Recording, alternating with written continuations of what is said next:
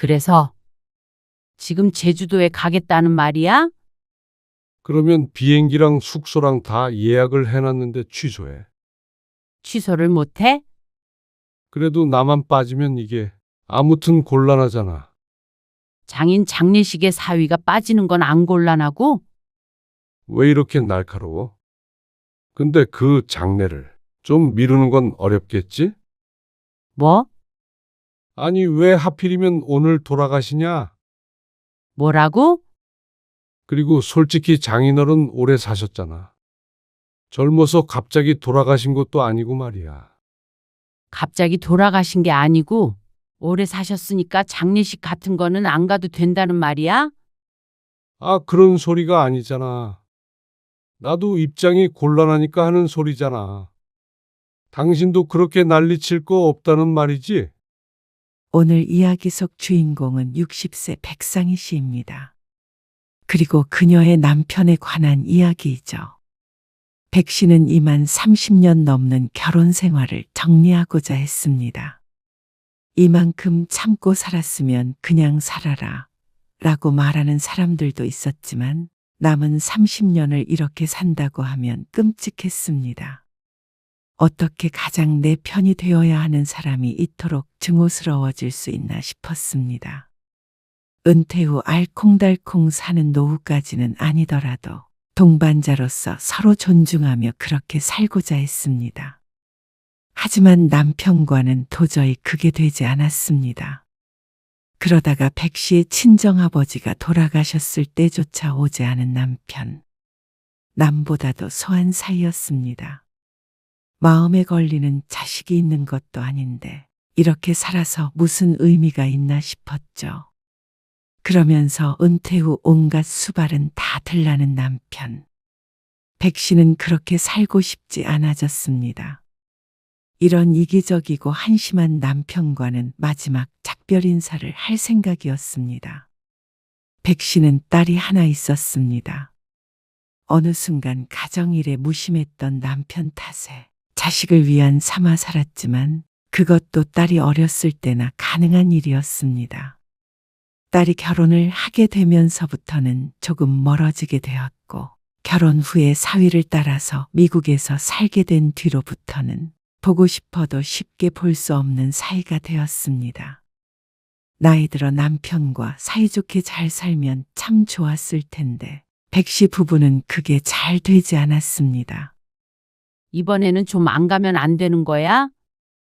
어머니가 살면 얼마나 사신다고 그래. 그 얘기만 벌써 몇 년째야. 건강히 잘 살고 계시는데 왜 자꾸 그런 말을 해? 어쨌거나 명절이면 가족들 보러 가야 할 거 아니야. 우리 나이가 몇인데 아직까지 명절에 가서 일을 해야 해. 가면 당신이 무슨 일을 한다고 그래? 사람이 그렇게 많은데. 명절이 다가오는 어느 날, 그리고 백 씨가 60이 되기 전 어느 날, 남편이 모르는 소리를 태연하게도 내뱉었습니다. 결혼하고 나서부터 명절에 고된 노동을 안 한 적이 없었는데 마치 백 씨가 여태 아무 일도 한 적이 없는 것처럼 말이죠. 아, 형수님 계시고. 누나들도 있잖아. 형님이 설거지라도 하는 거 본 적이 있어? 그리고 고모들이 무슨 일을 한다는 거야? 다 내가 하지? 아이고, 그거 좀 하면 어때? 1년에 몇 번이나 된다고. 갑작스레 말을 바꾸는 남편. 어쨌거나 남편에겐 명절은 오랜만에 부모 형제를 만나는 반가운 날일 뿐이었습니다. 백 씨에게나 무서운 날이고 말이죠. 50대를 넘어 60대를 바라보는 나이까지도 시집 식구들은 유별났습니다. 이제는 자식들의 인사를 받을 나이가 됐지만 여전히 시골에 다 같이 모여 놀고 먹었습니다. 그리고 둘째 며느리인 백 씨는 나이를 먹고도 시집에서 명절 음식을 하고 설거지 지옥에 빠져야 했습니다. 백 씨의 친정은 발길도 못한 지 오래였습니다. 그러면 시집에 들렸다가 우리 아버지도 좀 보러 가자. 뭐? 장인어른? 백 씨의 말에 남편인 인상을 팍 찡그렸습니다. 백 씨가 이 나이가 되어도 시집이 불편하듯이 백 씨의 남편은 아직까지도 장인이라면 못내 불편한 표정을 지었습니다. 꼭 가야 해? 처제 있잖아. 작년에도 그래서 안 갔잖아. 나도 아버지 보고 싶어. 다 큰딸이 무슨 아버지가 보고 싶다고. 그러는 자신은 다 큰 아들이 무슨 어머니가 보고 싶다고 그렇게 매년 세네 번씩 하는 것인지. 그러면 당신 혼자 다녀오던지 해. 어머님도 내가 보고 싶으시겠어? 당신만 보고 싶지? 야, 어떻게 명절에 나 혼자 가냐? 다들 뭐라고 생각하겠어? 뭘 뭐라고 생각해? 그냥 혼자 왔나 보다 하겠지? 이혼한 것도 아니고 며느리가 명절에 시집에 안 가는 걸 누가 이해하냐? 말이 되는 소리를 해. 말이 안 될 건 또 뭔지 몰랐습니다. 젊은 새댁도 아니고 백 씨도 곧 손주를 볼 나이였는데 말이죠. 같이 가봤자 백 씨는 일밖에 하는 게 없었습니다. 오랜만에 보고 싶은 시집 식구들도 없었죠. 남편은 일꾼을 데리고 가고 싶은 것 같았습니다. 본인은 손 하나 까딱하지 않으면서 내가 식모 한 명 데리고 왔어 하고 싶은 듯 했죠. 하지만 또 그렇게 따졌다가는 또 한바탕 난리가 날 테니 말을 아꼈습니다. 할 말이 없어서 안 하는 것은 아니었습니다. 수십 년간 지독히도 다퉈왔던 문제였지만 결코 백 씨의 뜻대로 된 적이 없는 문제이기도 했습니다. 어머님, 저희 왔어요. 왔냐? 90이 넘은 시어머니는 아직도 정정했습니다. 그리고 시집살이도 여전했습니다. 얼른 설거지를 해야 다음 식구가 밥을 먹을 거 아니냐. 네. 하고 있어요. 손이 느려가지고. 그리고 시집 사람들은 어찌나 단합력이 좋던지 멀리 사는 시누이까지 친정이라고 꼭 찾아왔습니다. 근처에 살고 있는 조카들까지 오면 시골집이 북적북적했습니다. 그리고 그 입으로 들어가는 것은 전부 백 씨의 손에서 나왔고 다 먹고 난 뒤치다꺼리를 하는 것도 전부 백 씨의 몫이었습니다. 큰 동서가 하나 있지만 시어머니보다도 독하게 백 씨를 부려먹었으니 말이죠. 내년부터는 나도 친정 갈 거야.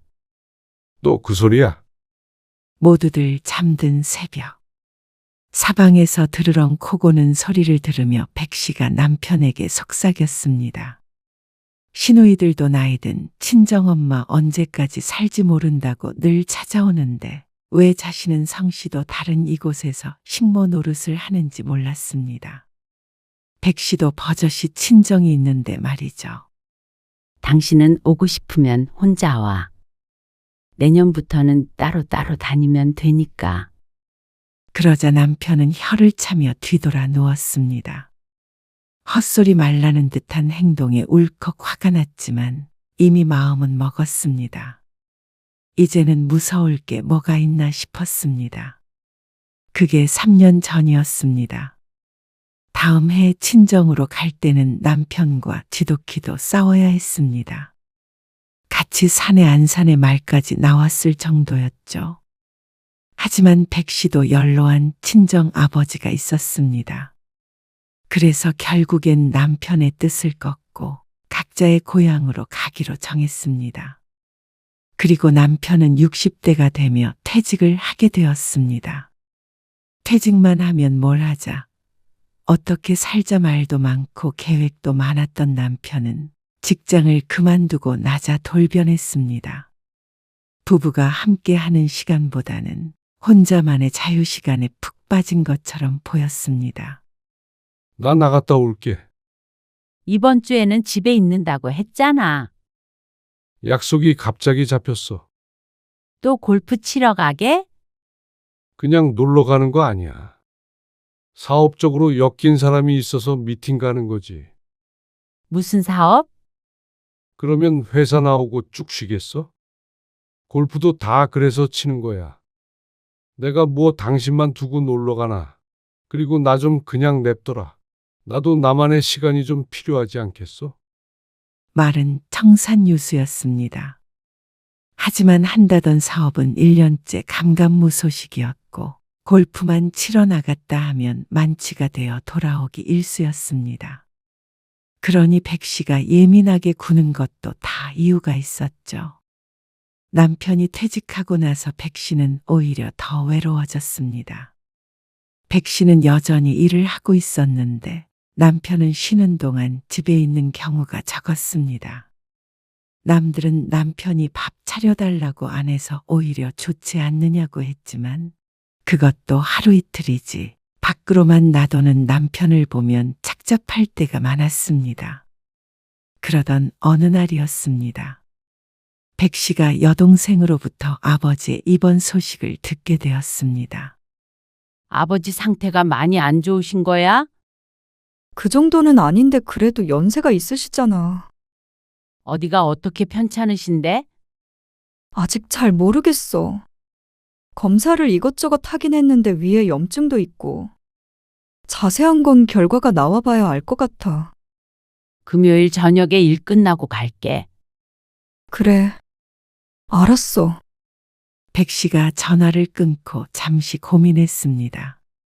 이번 주에 남편이 약속이 있다고 했던 것 같은데 그게 금요일인지 토요일인지 헷갈렸습니다. 그러다 이내 고개를 저었습니다. 금요일이던지 토요일이던지 백 씨의 아버지가 입원을 했다는데 하루 정도는 시간을 빼줄 거라고 생각했습니다. 그런데 퇴근해서 소파에 누워있는 남편에게 말했더니 예상치 못한 대답을 했습니다. 장인어른이? 그래? 그래서 금요일에 일 끝나고 한번 가봐야 할 것 같아. 그래. 다녀와. 어? 나 혼자 다녀오라고? 그러면 나까지 가? 그럼 안 가? 아이, 그 먼 데까지 뭐하러 둘씩이나 가. 여보, 남편의 대꾸가 너무 황당했습니다. 멀기로 따지자면 백 씨의 시집이 훨씬 멀었습니다. 그런데 명절에 내려갈 땐 죽어도 혼자 안 가겠다던 남편이 그런 말을 하니 웃기기까지 했습니다. 다른 일도 아니고 장인어른이 입원을 했다는데 이렇게 시큰둥할 수가 있나 싶었습니다. 백 씨는 시어머니가 어디가 편찮으시다, 뭐 때문에 입원하셨다 하면 무조건 같이 내려가야 했었는데 말이죠. 당신 정말 안 갈 거야? 금요일 당일이 되었을 때였습니다. 일을 일찍 마치고 왔는데 남편은 꿈쩍도 하지 않았습니다. 내려가면 자고 와야 하잖아. 다시 와도 되지? 장거리 운전하면 피곤해. 그냥 당신 혼자 내려가서 처제네 집에서 자고 와. 나까지 가면 처제가 불편해할 거 아니야. 백 씨의 여동생을 걱정해 주는 듯 보이지만 가기 귀찮아하는 기색이 역력했습니다. 속이 부글부글 끓었습니다. 어쩌면 이런 남자랑 결혼해서 30년간 살았나 싶었습니다. 백 씨의 친정엄마가 돌아가셨을 때는 이 정도는 아니었습니다. 워낙 사위에게 잘했던 장모라 그런지는 몰라도 조금은 신경 쓰는 모습을 보여줬습니다. 지금 하는 행동을 보면 그게 너무 오래전 일이라 백 씨의 기억이 미화되었을 수도 있었습니다. 갔다가 내일 일찍 같이 오는 것도 싫어. 근처 호텔에서 하룻밤 묵으면 되잖아. 에이, 진짜. 난 내일 아침 일찍 약속 있어. 무슨 약속? 골프. 그러면 그렇지 하는 생각이 들었습니다. 운전 조심하고. 남편은 백 씨를 향해 걱정하는 듯 무심한 말 한마디를 던졌습니다. 백 씨가 떠나면 누워서 TV나 볼 것이 뻔했는데 그럼에도 갈 의지가 전혀 보이지 않았습니다. 결국에 백 씨는 혼자서 차를 몰아 고향으로 향할 수밖에 없었습니다. 가는 길이 어찌나 서럽던지 아버지의 입원 소식이 남편의 골프 약속만도 못한 것 같아서 마음이 아렸습니다. 남편이 아버지를 걱정하지 않아서 그런 것은 아니었습니다. 어쩌면 남편의 무시는 아버지를 향한 것이 아니라 아내인 자신을 향한 것이었습니다. 아내를 전혀 존중하지 않으니 그 아버지가 대수일 리가 없었습니다. 그렇게 생각하자 고향으로 향하는 길이 더욱 외로웠죠. 숨이 안 쉬어진다고 답답하다고는 여러 번 말했는데 내가 더 잘 봤어야 했던 건데 속상하고 슬퍼. 본인을 탓하는 여동생의 말에 백씨는 더 미안해졌습니다. 가까이 산다는 이유만으로 부모님을 혼자 돌보게 됐으니 말이죠. 아니야. 내가 신경을 많이 못 썼어. 너한테만 부담을 줘서 미안해. 부담은 무슨 내 아버진데. 그래도 아버지 아까 좋아하시는 거 봤지? 언니 온다고 그러니까 말은 안 해도 좋았나 봐. 내가 자주 올게. 바쁜데 뭘. 근데 형부도 바쁘지? 혼자 온 백씨가 의아했던 것인지 여동생이 물었습니다. 바쁘지. 못 와서 미안해 했어. 사는 게 먼저지 뭐. 아버지 곧 퇴원하실 텐데. 퇴원하시기 전에 한 번 더 올 수 있으면 올게. 여동생은 금방 퇴원할 것처럼 이야기했지만 그 다음 주도 또 그 다음 주에도 아버지는 여전히 병원 침대에 누워 있었습니다. 백씨는 주말마다 혼자 내려갔습니다. 아무래도 아버지의 상태가 심상치 않은 것 같아서 말이죠. 어느 순간부터는 산소호흡기를 하고 있었는데 그 모습이 곧 돌아가시기라도 할 것처럼 보였습니다. 여보, 이번 주말에는 같이 좀 가자. 아버지 상태가 점점 위중해지자 남편에게 말했습니다. 금방 퇴원하시는 거 아니었어? 하지만 남편은 전혀 관심이 없는 듯 보였습니다. 근래 들어서 집에 있는 때가 적었고 늘 밖으로만 나돌았습니다. 그래도 아버지가 위중하다는데 한 번은 같이 가줄 줄 알았습니다. 단 한 번도 안 갈 줄은 몰랐죠. 당신, 우리 아버지 걱정해달라는 소리는 안 하는데. 그래도 사위로서 책임감은 좀 있어야 하는 거 아니야? 그러자 남편이 심드렁하게 말했습니다. 아니, 처제도 있고 그런데 왜 당신이 그렇게 난리야? 장인어른 연세가 있는데 편찮으실 때마다 갈 거야? 그러는 자신의 어머니 일이라면 발벗고 나서면서 참 서운하게 말했습니다. 백씨는 남편에 관해서는 어느 정도 포기를 하게 되었습니다. 특히나 근래 들어서는 소통도 잘 되지 않는 남편은 같이 사는 남이나 마찬가지였습니다. 차라리 그렇게 생각하는 게 마음이 편했습니다. 그러다 아버지가 입원한 지 2달이 채 안 되었을 때 비보를 듣게 되었습니다. 뭐? 아버지가 여동생의 전화를 받고 정신이 하나도 없었습니다. 산소호흡기를 하고 있는 모습을 보고 어느 정도 마음의 준비를 했다고 생각했는데도 부모의 부골한 심장을 바닥으로 떨어뜨렸습니다. 아무리 나이를 먹었어도 그건 다르지 않았죠. 뭐야, 벌써 퇴근했어? 여보, 아버지가 돌아가셨대. 뭐? 장인어른이? 이번 소식에는 남편도 놀란 듯 했습니다. 백씨는 황급히 짐을 쌌습니다. 당신 뭐해? 백씨와는 다르게 남편은 꿈쩍도 하지 않았습니다. 처음에는 놀라서 그런가 싶었는데 남편이 어쩐지 쭈뼛거리는 듯 했습니다. 백씨가 묻자 남편이 머뭇거리며 대답했습니다. 말했잖아. 오늘 나 제주도 간다고. 뭐? 아니, 골프 모임 있잖아.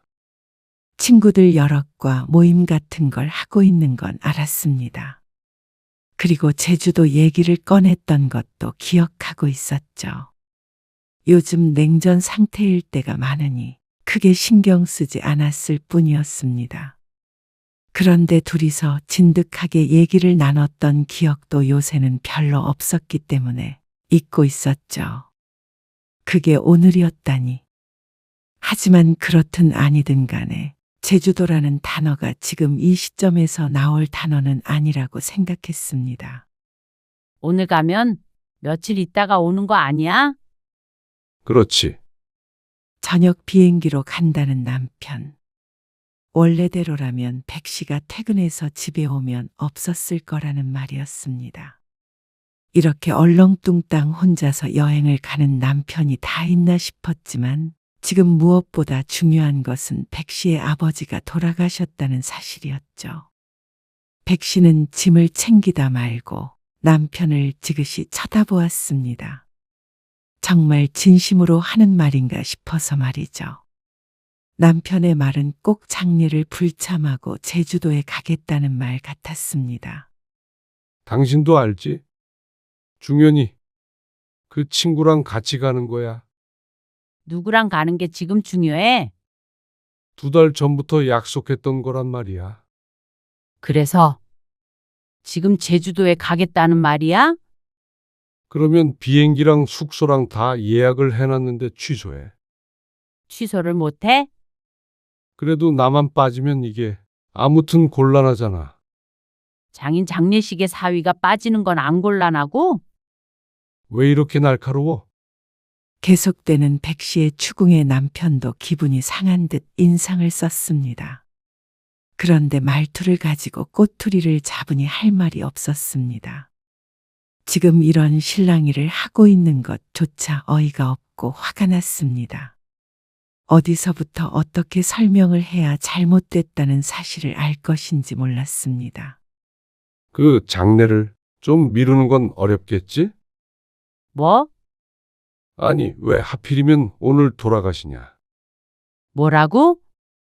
그리고 솔직히 장인어른 오래 사셨잖아. 젊어서 갑자기 돌아가신 것도 아니고 말이야. 갑자기 돌아가신 게 아니고 오래 사셨으니까 장례식 같은 거는 안 가도 된다는 말이야? 아, 그런 소리가 아니잖아. 나도 입장이 곤란하니까 하는 소리잖아. 당신도 그렇게 난리칠 거 없다는 말이지? 난리? 지금 내가 난리치는 거야? 당신이 난리치는 거야? 백 씨는 더 이상 남편과 대화하기를 포기했습니다. 남편은 이미 마음을 정한 듯 보였습니다. 당연히 같이 내려갈 거라 생각했던 백 씨의 탓인 듯 했습니다. 이렇게 오래 같이 살았는데도 남편을 몰랐던 백 씨의 잘못이었죠. 최근 들어 실망스러운 모습을 많이 보긴 했지만 인간이 이 정도로 바닥일 거라고는 생각하지 못했습니다. 퇴직 후 자신의 인생을 찾겠다며 집은 내팽개치고 살아도 이해하려고 노력을 했습니다. 자기 멋대로 혼자만 잘 살려고 했어도 그래도 부부간의 정은 남아있다고 생각했죠. 하지만 어쩌면 모든 것이 백 씨의 착각일 뿐일지도 몰랐습니다. 그렇게 믿고 싶었던 것이었죠. 백 씨는 남편에게 말없이 집을 나섰습니다. 그런데 남편도 붙잡지도 또다시 설득하려고 하지도 않았습니다. 백 씨도 이제 더 이상 남편에게 아무것도 바라지 않았습니다. 언니, 어떻게 혼자 왔어? 그렇게 됐어. 여동생은 더는 캐묻지 않았습니다. 그동안 병문안 한 번 안 온 형부에게 여동생조차 기대가 없는 듯 했습니다. 그리고 백 씨의 표정이 너무 처참해서 더는 묻지 못했을 것이었습니다. 제부가 고생이 많네. 미안해. 아니야. 아버지랑 각별했잖아. 딸만 둘이고 친척도 많지 않아 여동생의 남편이 굳은 일을 도맡아 했습니다. 1년간 아버지를 모시고 살기도 했고 참 고마웠습니다. 많이 울어 눈가가 빨간 것을 보니 자신의 남편과 너무 비교가 됐습니다. 혼자서 온 것도 창피했고 서글펐고 미안했습니다. 그리고 아버지도 아버지이지만 스스로가 불쌍했습니다. 둘째 날에는 미국에 있던 딸과 사위도 왔습니다. 일 때문에 오래 머무르지 못하고 다음날 돌아가야 했지만 그래도 할아버지가 돌아가셨는데 당연히 와봐야 하는 거 아니냐고 말했죠. 그런데 아버지가 없다는 사실에 의아한 듯 했습니다. 아빠는 언제 오신대요? 그리고 그 질문은 백 씨가 지겹도록 들은 것이었습니다. 이 집 큰 사위는 왜 안 왔어? 이혼했나? 장례식장에서 친척들과 다른 조문객들이 하나같이 물었습니다. 사정이 있어서. 그때마다 백 씨는 어색하게 웃으며 둘러대야 했습니다. 속으로는 얼굴이 화끈거렸고 치욕스럽기까지 했습니다. 딸에게조차 백 씨는 거짓말을 할 수밖에 없었습니다. 급한 일이 있어서 못 왔어. 하지만 곧 남편과 통화를 했는지 딸은 분개했습니다. 아니, 아빠 어쩜 이럴 수가 있어요? 아니, 도대체 이게 말이 되나? 얼이 빠져 보이는 딸을 보니 백 씨는 오히려 덤덤할 수 있었습니다. 제주도에 가셨다는 거예요, 지금? 딸은 제주도라는 단어를 특히 숨죽여 조용히 내뱉었습니다. 혹여나 누가 듣기라도 한다는 듯이 말이죠. 그래. 골프 치러. 그러자 딸은 눈을 질끈 감았습니다. 그 모습을 보고 백 씨는 작게 한숨을 쉬었습니다. 미국에서 날아온 딸에게 부끄럽지도 않은지 남편은 백 씨에게 연락 한 통이 없었습니다. 아주 즐거운 시간을 보내고 있는 것 같았죠. 다음 날 딸은 돌아갔습니다. 발걸음이 떨어지지 않는 듯 했지만 백 씨는 의외로 괜찮았습니다. 마음속에서 무언가 정리가 된 기분이었습니다. 어쩌면 홀가분한 것 같기도 했습니다. 장례를 마치고 돌아온 날, 집엔 아무도 없었습니다. 백 씨는 식사도 하지 않고 잠만 잤습니다. 그리고 그 다음 날, 현관문 열리는 소리가 났고 잠시 뒤에 남편이 안방 문을 열고 들어왔습니다. 여보, 자. 백 씨가 대답하지 않자 남편이 조심스럽게 다시 한번 물었습니다. 장인어른 잘 보내드렸어? 궁금은 해? 그제서야 대꾸하는 백 씨에게 남편도 할 말이 없는지 멋쩍은 기색이었습니다. 그러는 당신은 즐거운 시간 보냈어? 에이, 장인어른 돌아가셨는데 내가 거기서 웃고 즐겼겠어? 당연히 신경 쓰이고 슬프고 그랬지. 상황이 어쩔 수가 없어서 간 거야. 제주도 여행을 누가 강제로 보냈어? 아니, 다 같이 가는 거니까. 그 사람들은 장인이 돌아가셔도 빠지면 안 된다고 그래? 그런 게 아니라. 아, 정말 이미 지나간 일 가지고 이럴 거야? 남편은 또다시 자기가 오히려 짜증이 난다는 듯이 말했습니다. 늘 이런 식이었습니다. 자신이 잘못해도 결국엔 그걸 따지는 백 씨의 잘못으로 만들어버렸습니다. 싸우다가도 일이 커지는 게 싫었던 백 씨는 더는 싫은 말을 하지 않았습니다. 하지만 그래서 남편이 이렇게 됐는지도 몰랐습니다.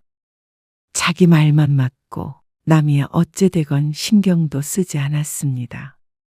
그런데 아무리 그런 성격인 건 알고 있었다고 하더라도 이건 도가 지나쳤습니다. 아내의 아버지가 돌아가셨는데 골프 여행을 가는 남편이라니. 이건 TV에도 나올 법한 이야기였습니다. 백 씨도 남의 이야기였다면 정말 실화가 맞는지 믿기 어려웠을 것 같았습니다. 야, 솔직히 너도 우리 집 제사 빠진 적 있어 없어?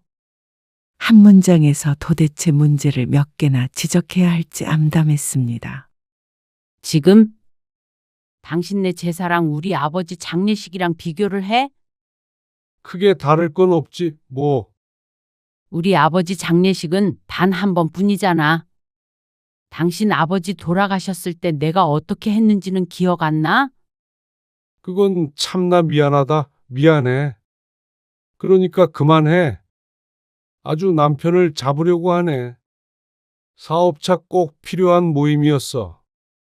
알지도 못하면서 화만 내고 그래. 그래. 그 사업 도대체 언제 할 건지는 몰라도 알았어. 더 이상 얘기 안 할게. 그러자 남편의 표정이 환해졌습니다. 하지만 백 씨의 말은 그게 끝이 아니었습니다. 근데 당신이 안 온 건 우리 아버지 장례식이 아니야. 그게 무슨 말이야? 어리둥절해 하는 남편에게 백 씨가 말을 이었습니다. 당신이 안 온 건 우리 결혼 생활 마지막 날이야. 뭐? 무슨 말인지 모르겠다는 듯이 인상을 찌푸리는 남편. 곰곰이 말을 곱씹더니 헛웃음을 지으며 말했습니다. 뭐라고? 우리 결혼 마지막 날? 그래. 야, 참. 장례식 때문에 이혼하는 게 말이 돼. 너는 남편보다 돌아가신 아버지가 더 중요하냐? 이런 남편이라면 그렇지. 이런 남편? 말 다 했어. 그래. 이제 당신과는 할 말 없어. 이혼이 장난인 줄 알아? 이렇게 충동적으로 내뱉을 말 아니야. 그러면서 이번 한 번만은 넘어가 주겠다는 듯이 돌아서는 남편. 하지만 백 씨의 마음이 바뀔 일은 없었습니다. 어쩌면 진작에 파탄난 부부관계인지도 몰랐습니다. 삐그덕거렸던 것은 아주 오래전부터였죠. 남편이 그런 결혼 생활에 제대로 종지부를 찍어줬습니다. 어떻게 생각해보면 고마웠습니다. 이런 일이 없었더라면 70, 80까지 질질 끌어갈 관계였습니다. 그리고 그러면서 백 씨는 점점 지쳐갔겠죠. 이혼은 뭐 혼자 하냐? 남편은 콧방귀를 뀌었습니다. 이혼 도장을 찍어줄 수 없다며 말이죠. 하지만 백 씨는 집을 나올 준비를 했습니다. 며칠 동안 부동산을 다니며 혼자 살 집을 구했습니다. 그런 백 씨를 남편은 비웃었습니다. 분명히 남편의 휴대폰에서 사진 한 장을 발견할 때까지는 그랬죠. 남편의 휴대폰이 백 씨의 명의였는데 해지해버리기 위해서 휴대폰을 열었는데 제주도에서 찍은 사진을 보게 되었습니다. 날짜를 보니 아버지의 장례가 있던 때였습니다. 배경은 제주도 골프장이었죠. 그리고 옆에서 웃고 있는 것은 종연인지 중연인지 하는 친구나 다른 지인들이 아니라 한 여성이었습니다. 다 같이 갔는지 둘만 갔는지는 모르겠지만 함께 골프 여행을 갔다는 건 알 수 있었습니다. 허리인지 가슴인지 모를 애매한 곳에 손을 두르고 볼을 딱 붙이고 있는 것이 둘의 관계가 심상치 않은 것 같았습니다. 그리고 넘겨본 사진에서는 좀 더 개인적이고 은밀한 모습을 볼 수 있었는데 제주도 여행을 하는 듯 했습니다. 누가 보아도 내연관계로 의심이 되었습니다. 백 씨는 충격받지 않았습니다. 이 정도로 충격받기엔 그동안 겪은 일들이 많았습니다. 백 씨는 이제 남편에게 어떠한 기대도 하지 않았습니다. 숨겨둔 애가 있다고 하더라도 놀라지 않을 자신이 있었죠. 나랑 이혼하고 그 여자랑 살아. 뭐? 대신 당신이 한 행동에 대해서는 분명히 책임을 져야 할 거야.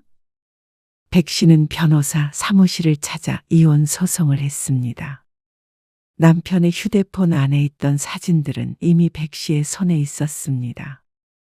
그리고 백 씨가 그동안 몰랐던 것이지 증거는 차고 넘쳤죠.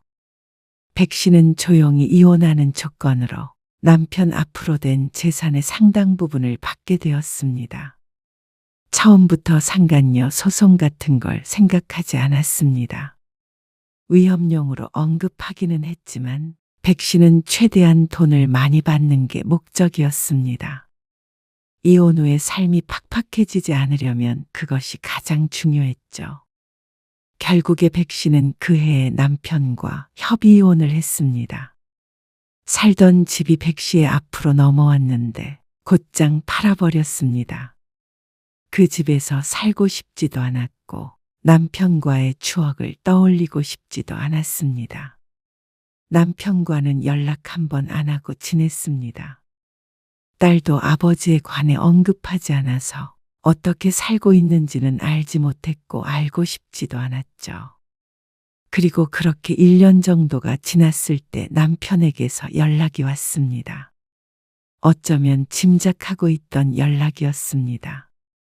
잘 살리가 만무했죠. 여보, 우리 어머니 돌아가셨어. 그래, 명복을 빌게. 당신은 안 올 생각이지? 설마 그걸 바라는 건 아니지. 그런 거 아니야. 그냥 당신이랑 떨어져 살다 보니까 말이야. 내가 당신한테 참 무심했더라고. 그걸 지금이라도 알았으니까 다행이라고 해야 해. 한번 다시 만나서 우리 가족에 대해서 얘기 좀 해보자. 우리 가족이라니. 나한테 가족은 이제 지영이랑 동생밖에 없어. 딸과 여동생만이 유일한 가족이라는 백 씨의 말에 남편은 말문이 막힌 듯 보였습니다. 그 여자랑 잘 안 됐나 보지. 그렇다고 당신하고 재결합할 거라고 생각했다면 당신은 정말 구제불능이다. 여보, 여보라고 부르지 마. 나는 당신하고 안 살면서 드디어 숨 쉬고 사는 것 같으니까. 다 늙어서 이렇게 남편을 버리는 여자가 어디 있어? 당신이 그렇게 원하는 자유를 주겠다는데 뭐가 문제야? 다시 한번 생각해줘. 남편은 화를 냈다가 설득했다가를 반복했습니다. 그 여자랑은 아무 사이도 아니야. 그리고 당신한테 다 퍼주고 나는 빈털터리가 됐는데 어떻게 살라는 거야? 알아서 잘 살아. 그게 남편과의 마지막 대화였습니다. 그 뒤로는 전화번호도 바꾸고 거주지도 알려주지 않았죠. 딸에게도 연락하는 것 같긴 했지만 딸도 아버지를 탐탁지 않게 여겼습니다. 그러니 남편은 혼자일 수밖에 없었습니다. 물론 시집 식구들에게 갔는지는 몰랐습니다. 더 이상은 모르는 사람처럼 살고 싶었습니다. 그리고 말년에 참 잘한 선택이었다는 생각을 했습니다.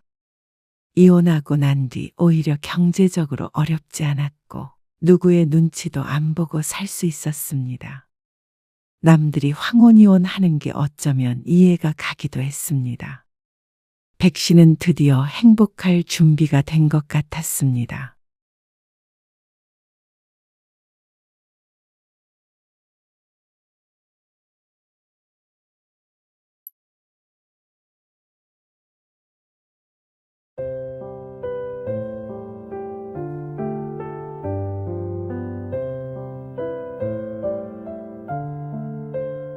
엄마 지금 너희 집 앞빵집 지나가고 있어. 저희 집 앞이요? 근처에서 약속이 있었거든. 그래서 집에 돌아가는데 유찬이 생각이 나서 말이야. 오늘 일정 없다고 하지 않았어? 너희 혹시 한가하면 잠깐 요 앞에서 봐도 되고. 아, 잠깐만요. 유찬이 엄마한테 한번 물어볼게요. 어쩌죠? 유찬이 엄마가 좀 미리 말씀을 안 해주셔서. 오기 전에 예약하기로 하셨잖아요. 너무한 거 아니니? 자식 손주 보는데 무슨 예약식이나 해? 오늘 이야기 속 주인공은 66세 황명자 씨입니다. 그리고 그녀의 아들과 며느리에 관한 이야기이죠. 황 씨는 며느리가 유별나다고 생각했습니다. 자신들의 집에 방문하려면 미용실처럼 예약을 미리 하라는 말에 처음엔 무척 황당했죠. 그래도 예약제라는 말이 조금 부담스럽지만 방문 전에 미리 약속을 잡으라는 뜻으로 해석하면 이해 가능한 일이라고 생각했습니다. 요즘 사람들은 이런 식으로 하나보다 생각하면 큰 갈등은 없을 거라고 생각했죠. 하지만 계속되는 방문 거절, 그리고 예외적인 방문을 허락하지 않는 아들 며느리. 집 앞까지 간 시부모를 돌려보내는 며느리에게 실망이 컸습니다. 아무리 유명한 식당이나 미용실이라도 이처럼 매정하지는 않을 듯 했습니다. 그런데 그 야박함이 시부모에게만 해당됐던 것을 알게 된 이상 황 씨도 가만히 당하고만 있을 생각은 없었습니다. 그렇다면 자식들에게도 똑같은 기준이 적용되는 게 맞았습니다. 과연 그렇게 했을 때도 아들 며느리가 웃을 수 있는지 두고 보자 싶었습니다. 황 씨는 아들이 하나 있었습니다. 하나밖에 없는 자식이기에 각별하기도 했지만 아들이 참 부모에게 잘했습니다. 그래서 주변에서도 아들 하나는 잘 키웠다며 칭찬을 하곤 했죠. 그런데 그런 아들이 효심이 깊은 것이 아니라 그저 자기 주장이 없고 우유부단한 성격이었던 것뿐이라는 사실을 뒤늦게 알게 되었습니다. 아들이 결혼을 하고 가정이 생기니까 알고 싶지 않아도 알 수밖에 없었습니다. 아내의 말을 잘 들으니 말이죠. 그런데 아내의 말을 잘 들으니까 반대로 부모는 등한시하게 될 줄은 몰랐습니다. 오셨어요? 그래. 잘 있었니? 아들 며느리가 결혼하고 얼마 안 돼서 황 씨 부부는 아들 집에 초대를 받게 되었습니다. 그것도 결혼한 지 한두 달 지났을 때였습니다. 집을 황 씨 부부가 해줬기 때문에 언젠가는 초대해야 한다는 압박감이 있었던 것 같았습니다. 그러니 그때만 예외적으로 자발적으로 먼저 초대를 해줬을 것이었습니다. 그것도 물론 나중에 깨닫게 된 것이었지만 말이죠. 자주 놀러 오세요. 자주 오기는 신혼집에 자주 오면 눈칫밥 먹지. 안 그래? 아들의 말에 대답을 하며 며느리를 향해 말을 했더니 며느리가 이상한 표정을 지었습니다. 솔직히 자주 오시면 부담스럽죠. 너무나도 솔직한 말에 황 씨는 잠시 말문이 막혔습니다. 빈말로라도 자주 오라는 소리를 할 줄 알았는데 말이죠. 물론 그렇게 말한다고 자주 오지는 않았겠지만 내심 서운한 것은 사실이었습니다. 그래도 그 마음을 모르는 건 아니었습니다. 황 씨도 만약 시부모가 너무 자주 방문한다면 부담스럽고 불편할 게 당연했으니 말이죠. 요즘 젊은 사람이라 말을 직설적으로 할 뿐이지 마음은 황 씨의 세대와 다를 바 없다고 느꼈습니다. 그래서 며느리의 말에도 불안은 없었습니다. 그런데 점점 시간이 지날수록 황 씨와는 좁힐 수 없는 세대 차이가 있음을 느끼게 되었습니다. 황 씨 부부는 처음 아들네 집에 방문해서 즐거운 시간을 보냈습니다. 며느리는 정성껏 음식을 준비했고 저녁까지 있다가 돌아왔습니다. 그리고 그 뒤로는 황 씨가 아들네 집에 갈 일은 전혀 없었습니다. 근 2년 동안 한 번도 가지 않았죠. 그러다가 며느리가 아이를 낳게 되면서 조금씩 왕래를 하게 되었습니다. 어머님, 오늘 애기 좀 봐주실 수 있으세요? 오늘 바로? 네. 갑자기 일정이 생겼는데 저희 엄마가 바쁘셔서. 아이고, 나도 오늘은 일이 있는데. 아, 정말요? 실망스러운 며느리의 목소리를 듣고 있자니 황 씨도 고민이 되었습니다. 부부 동반 모임이 있어서 나가봐야 하는데 만약 사돈이 애를 봐주지 못한다면 애는 어떡하나 걱정이 되었죠. 몇 시까지 봐야 하는데? 집에 돌아오면 저녁 8시쯤 될 것 같아요.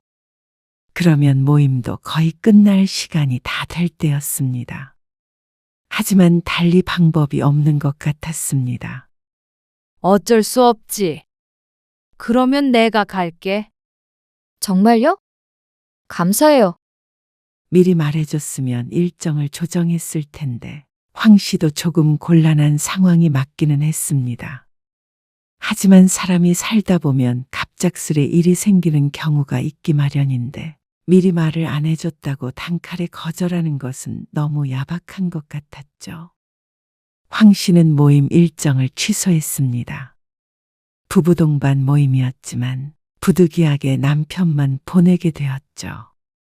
대신에 아들네 집에 가서 어린 손주를 봐주었습니다. 아들네 집은 처음엔 어색했지만 이제는 꽤나 익숙해졌습니다. 아이를 봐주러 일주일에 한 번 정도는 들르게 되는 것 같았죠. 요즘에 뭐하고 지내니? 연락이 통 없어서. 그러던 어느 날 아들네가 한 달가량 연락이 없을 때가 있었습니다. 아이조차 맡기지 않아서 뭐하고 사나 궁금하기도 했고 손주도 안 보니까 눈에 아른거렸습니다. 그래서 아들에게 전화를 걸었죠. 아, 이틀 전까지 장모님이 와 계셨어요. 아, 그래? 오래 계셨나 보지. 한 3주 정도 계셨던 것 같아요. 그런 말은 듣지 못했기에 조금 놀랐습니다. 사돈은 바쁘시다더니 요즘엔 안 그러신가 보지? 그게 장인어른이랑 좀 그러면서 하는 소리가 바깥 사돈과 다투고 짐을 싸들고 들어왔다는 것이었습니다. 갑자기? 네. 아무튼 근데 잘 해결돼서 가셨어요. 그래서 애도 한동안 안 맡겼나 보다 생각했습니다. 어찌 보면 며느리 입장에서는 훨씬 편했을 것 같았습니다. 물론 같이 지냈던 황 씨의 아들이야 좀 불편하긴 했을 테지만 말이죠. 안 본 지 꽤 됐잖아. 그래서 우리 유찬이 얼굴 보러 한번 갈까 했지. 아, 잠시만요. 그러면 유찬이 엄마 바꿔드릴게요. 아들이 된다 안 된다 소리를 하지 않고는 며느리에게 전화를 바꿔주겠다고 했습니다. 그러고서는 한참을 기다린 후에야 며느리가 전화를 바꿔들었습니다. 네. 어머님, 아, 유찬이 좀 주말에 보러 갈까 해서 전화했어. 주말이면 뭐래요? 달력을 보니 목요일이라 이틀 뒤면 토요일이었습니다. 그래서 그렇다고 대답하자 며느리가 잠시 말이 없더니 한숨을 푹 내쉬었습니다. 그건 좀 곤란할 것 같아요. 안 돼? 약속 있니? 그건 아닌데요. 너무 갑작스러워서요. 이틀 전이 그렇게 갑작스럽다고 생각하지 않았던 황 씨는 잠시 당황했습니다. 어쩐지 며느리가 꺼리는 듯한 느낌을 받았죠. 그러면 일요일에 갈까? 다음 날 출근이니까 그것도 좀 불편해서요. 그 다음 주에 시간이 될지 제가 체크해 볼게요. 그래, 알았다. 연예인처럼 스케줄을 체크해 보겠다는 말에 황당하긴 했지만 바쁜 일이 맞나 보다 생각했습니다. 그런데 이어지는 말에 조금 어이가 없어졌습니다. 앞으로 저희 집에 오시려면 미리 말씀해 주셨으면 좋겠어요. 당연히 미리 얘기를 하고 가지. 그냥 가는 사람이 어디 있어? 그러니까 황 씨가 아들에게 전화를 했던 것이었고 말이죠. 그런데 며느리가 생각하는 미리와 황 씨가 생각하는 미리는 조금 다른 듯 보였습니다. 아니, 당일에 말씀하시거나 전날에 말씀하시는 거 말고요. 최소한 일주일 전에는 예약을 해주셨으면 좋겠어요. 뭐? 예약? 뜬금없는 단어에 황 씨가 헛웃음을 지으며 되물었습니다. 부모 자식 간에 방문하면서 나올 만한 단어는 아니라고 생각이 되었죠. 그런데 며느리는 태연했습니다. 네. 예약이요. 그래야 저희도 스케줄 체크 미리 하고 조율하고 그러죠. 아, 그래. 상식적인 말을 참 상식적이지 않게 하는 재주가 있다고 생각했습니다. 그냥 최소 일주일 전에는 말씀해 주셔라 했으면 알아들었을 텐데 예약을 하라는 말에 자연스럽게 미용실 같은 게 떠올랐죠. 유찬이 아빠 바꿔드릴게요. 며느리는 용건은 끝났다는 듯이 다시 아들을 바꿔주었습니다. 아들도 며느리가 하는 소리를 들었을 텐데 별말이 없는 걸 보니 며느리와 생각이 같거나 생각이 아예 없는 것 같았습니다. 요즘 애들은 다 그런가? 요즘 애들이라 그런 거겠어? 그냥 개인적인 성향이 그런 거겠지. 근데 그게 편하다면 거기에 맞춰야지. 뭐. 남편은 황 씨의 말을 듣고 며느리가 하자는 대로 하자고 했습니다. 조금도 서운하지 않은 것 같았죠. 또 남편의 말대로 그렇게 생각하면 크게 섭섭할 건 없을 것 같았습니다. 미리 예고를 해달라는 말을 그런 식으로 표현하나 싶었죠. 그런데 그놈의 예약이라는 게 유명한 맛집보다도 힘들 줄은 몰랐습니다. 다음 주 수요일에 잠깐 들러서 뭐 좀 주고 가려고 하는데 괜찮아? 다음 주 수요일이요? 목요일에 전화를 했으니 넉넉하다고 생각했습니다. 그런데 며느리는 단칼에 거절했습니다. 아니요. 어머님, 전에 제가 말씀드렸잖아요. 최소한 일주일 전에는 말씀해 주시라고요. 일주일 전에 전화했잖아. 수요일에 온다고 하실 거면 화요일이나 수요일에는 전화를 주셨어야죠. 며느리의 말이 너무 황당했습니다. 뚜렷한 거절 사유를 말하는 게 아니라 하루 이틀 늦었다는 이유로 거절을 하다니요. 이게 그냥 시부모가 오는 게 싫어요 하는 거랑 뭐가 다른가 싶었습니다. 아, 그래? 그러면 전에 너희가 달라던 김치는 어떻게 해? 아, 김치요? 그건 유찬 아빠 보내던지 할게요. 그럼 그래라. 황 씨도 김치 같은 것이야 아들이 와서 가져가는 게 더 편했지만 용건이 그것뿐일 리는 없었습니다. 간 김에 아들네와 함께 시간도 보내고 손주도 보고 싶은 것이지 힘들게 가려는 다른 이유는 없었습니다. 그 뒤로도 몇 번 그런 일이 반복되자 황 씨는 그냥 아들네 집에 안 가고 만다는 생각을 하게 되었습니다. 그런데 또 그게 잘 안 됐던 게 황 씨 부부가 아들 집에 가려면 일주일 전에 말을 해야 하지만 아들이 아이를 맡길 때는 대중이 없었습니다. 심하면 당일에 연락이 올 때도 있었습니다. 그런데 황 씨가 손자를 예뻐하는 걸 뻔히 아니까 그럴 수 있었던 것이겠죠. 또 상황이 안 되어 맡긴다는데 싫다고 하면 내 손자가 갈 곳이 없다 생각하면 짠해서 거절할 수도 없었죠. 아마 아들 며느리도 모르지 않았을 것이었습니다. 그러던 어느 날 나 지금 너희 집 앞 빵집 앞에 지나가고 있어. 저희 집 앞이요? 근처에서 약속이 있었거든. 그래서 집에 돌아가는데 유찬이 생각이 나서 말이야. 오늘 일정 없다고 하지 않았어? 혹시 너희 한가하면 요 앞에서 봐도 되고. 아, 잠깐만요. 유찬이 엄마한테 한번 물어볼게요. 갑작스럽게 아들에게 전화하게 되긴 했지만 내심 아들이 수락할 거라고 생각했습니다. 그동안 자신들도 무작정 찾아올 때가 있었으니 말이죠. 그런데 아들은 황 씨의 예상과는 다른 대답을 했습니다. 어쩌죠? 유찬이 엄마가 좀 미리 말씀을 안 해주셔서 예약하기로 하셨잖아요. 그 말이 너무 황당했습니다. 뻔히 집에 있는 걸 아는데 이 앞까지 온 부모를 돌려보내는 게 어이가 없었습니다. 집 안으로 들어가겠다고 하는 것도 아니고 앞에서 잠깐 보자는 것인데 말이죠. 갑작스럽게 전화한 자신의 잘못도 있지만 예약을 들먹이며 거절하는 며느리도 참 야박하다 싶었습니다.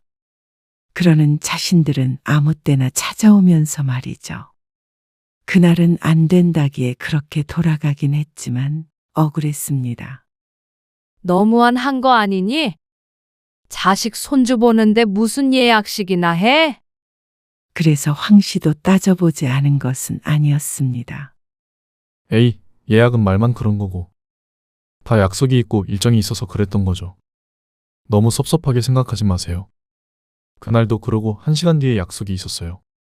그러다 보니 아들네를 만나게 되는 건 아이를 봐줄 때뿐이었습니다. 뭔가 불공평하다는 생각은 하고 있었지만 젊은 사람들이 바빠서 그런 거라고 이해하려고 노력했죠. 그러던 어느 날이었습니다. 아들이 황 씨가 내심 서운해하는 걸 알아서 그런지 황 씨 부부를 집으로 초대했습니다. 이번 주말에 혹시 시간 괜찮으세요? 이번 주말? 왜? 저희 집에서 같이 식사도 하고 그러면 좋을 것 같아서요. 정말? 엄마 아빠는 주말에 일 없지? 네. 그러면 토요일 점심 때 오시면 될 것 같아요. 아들이 웬일인가 싶었습니다. 다 며느리의 허락이 있어서일 텐데 의외였죠. 그놈의 예약인지 뭔지는 안 해도 되는 것인가 싶었습니다. 어서 오세요. 그렇게 방문한 아들네 집. 이렇게 같이 식사하는 건 또 오랜만이네. 그런가요? 매번 애를 맡기고 데리고 가고 하는 게 다인지라 사실 이렇게 함께 밥을 먹는 경우는 잘 없었습니다. 명절이 아니고는 말이죠. 그런데 식사가 거의 끝나갈 때쯤에 아들이 말했습니다. 저희 이사 가려고 해요. 그래? 여기도 좋은데 왜? 전세 만기도 다가오기도 하고요. 애도 더 크면 이 동네보다는 다른 데가 더 나을 것 같아서요. 그래. 너무 먼 데로만 안 가면 좋겠다 생각하고 있었는데 아들이 이사 얘기를 꺼낸 건 다른 의도가 있어서였습니다. 만약에 아버지가 도와주시면 이번에 내 집장만도 생각하고 있어요. 그 말에 밥을 잘 먹던 남편이 눈을 동그랗게 떴습니다.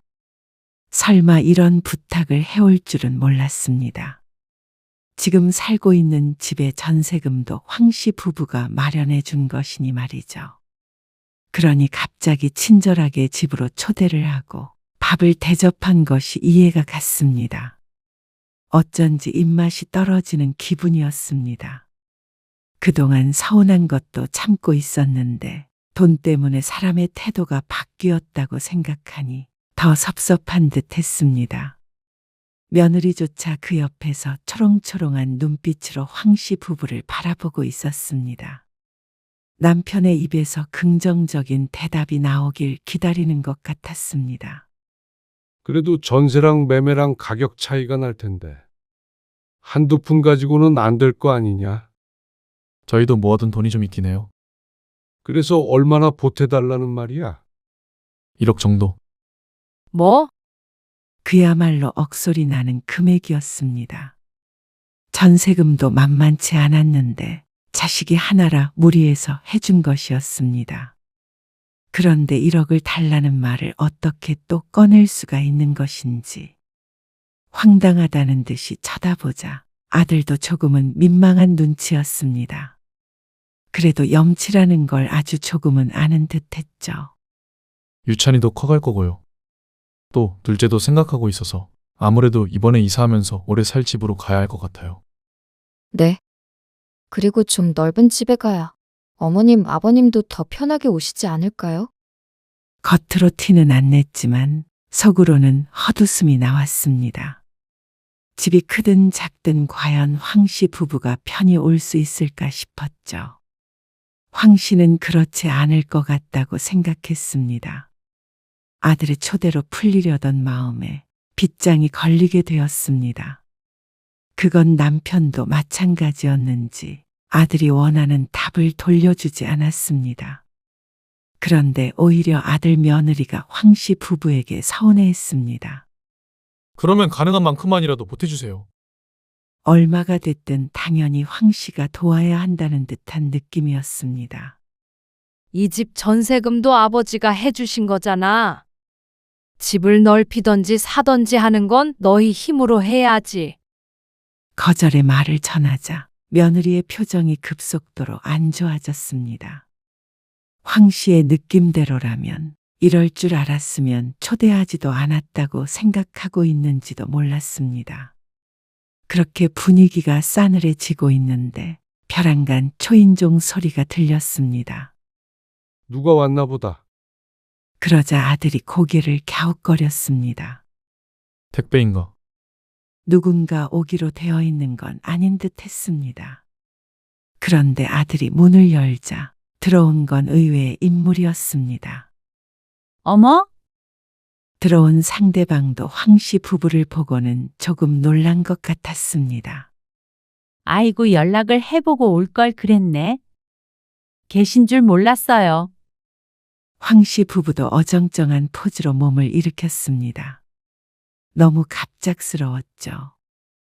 그런데 아들이나 며느리도 안사돈의 방문을 모르고 있었던 눈치였습니다. 엄마 갑자기 왜 왔어? 무슨 일 있어? 무슨 일은? 주말이라 그냥 왔지. 유찬이도 보고 네 아빠 얼굴 안 보고 겸사겸사?